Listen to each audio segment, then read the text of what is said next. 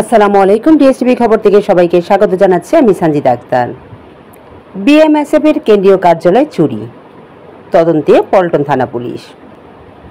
বাংলাদেশ মফস্বল সাংবাদিক ফোরামের নয়াপল্টন কেন্দ্রীয় কার্যালয়ের দরজার তালা কেটে চুরির ঘটনা তদন্তে পল্টন থানা পুলিশ ঘটনাস্থলে তদন্ত করেছেন।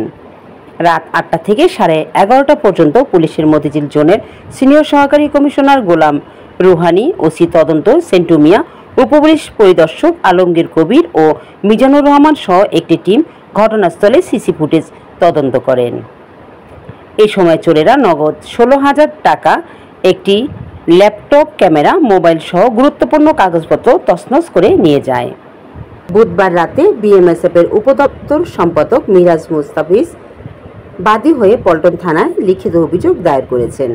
পুলিশ মামলাটি এজাহার হিসাবে গ্রহণ করে ঘটনার সাথে জড়িতদের দ্রুত গ্রেপ্তারের আশ্বাস দিয়েছেন। উল্লেখ্য, বুধবার 5ই জুন দুপুর 12টা থেকে 4টার মধ্যে সংগঠনের 104 নয়াপল্টনস্থ অফিসে কেউ না থাকায় এই চুরির ঘটনা ঘটে। সংগঠনের ট্রাস্টি বোর্ডের চেয়ারম্যান ও কেন্দ্রীয় কমিটির সভাপতি আহমেদ আবু জাফর জানান, আমি ঢাকার বাইরে আছি।